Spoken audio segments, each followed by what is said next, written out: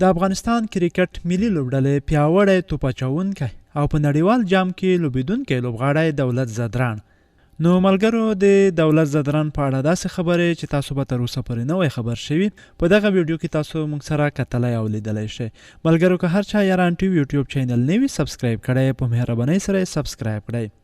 باید یادونه وکړو دولت زدران د هغو دریو توپ اچوونکو څخه دی چې په یو ورځنۍ لوبو کې 100 ویکټې پوره کړي دي.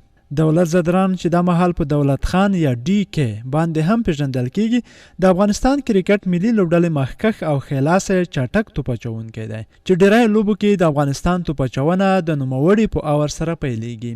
31 کلن دولت د افغانستان لپاره خپله لومړنۍ لیسټ A لوبه په 2011 کال کې پاکستان ته د افغان ملي لوبډلې د لوبیز سفر پر مهال ترسره کړې وه، چیرې چې افغان لوبډلې د پاکستان د الف لوبډلې پر وړاندې 3 غیر رسمي لوبې ترسره کړې وې او په یادې 3 لوبو کې نوموړي 6 ویکټې ترلاسه کړې وې.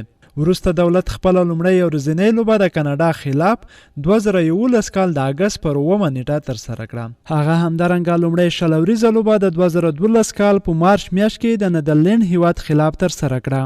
په 2014 کال کې د زیمبابوې خلاف په وروستیو 7 توپونو د 4 شپږیزو په مټ 24 نه سوځېدلې منډې هم وکړې چې نوموړي د یادې ښې توپ وهنې په مټ افغانستان له زیمبابوې څخه لوبه وګټله. دولت زدران د توپ اچونې انداز یا اکشن پاکستاني مخکښ توپ اچوونکي وقار یونس ته ورته دی. دولت د 1999 کال د مارچ میاشتې پر 19 نیټه د افغانستان خوست ولایت کې زیږېدلی دی.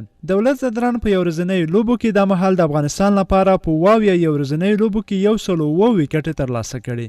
په اور کې د منډو ورکولو اوسط 15.2 دی. یوه لوبه کې بهترینه توپ اچونه د 22 منډو په ورکولو سره د 4 لوبغاړو سوځول دي.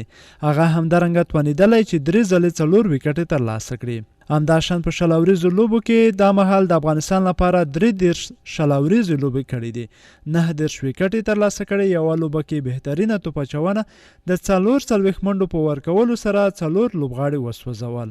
د دې سره چې دولت یو ښه توپ اچوونکی دی، په یو ورځنۍ لوبو کې ځینې وخت په وروستیو کې تیزه توپ وهنه هم کړې ده. هغه دا مهال د واویا یو ورځنۍ لوبو څخه په 500 پاړیو کې 502 منډې کړې دي چې یوه لوبه کې تر ټولو ډېرې منډې 40 دي. دولت زدران په 33 شلوریزو لوبو کې 68 منډې ترسره کړې چې یوه لوبه کې تر ټولو ډېرې منډې 14 دي. دا چې راتلونکی نړیوال جام په انګلند کې ترسره کیږي او هغه هیواد ویشتنځایونه تر ډیره د چټکو توپ اچوونکو لپاره مرستندوی دي، نو افغان لوبډله به د دولت زدران څخه چې مخکښ او با تجربه چټک توپ اچوونکی دی د ښې توپ اچونې ستره توقع ولري. ډیره مننه ملګرو چې تر پایه سره پاتې شوئ. تر بیا ښې شېبې ښه وختونه. خو باید یادونه وکړو چې دا معلومات په yaran.com سایټ کې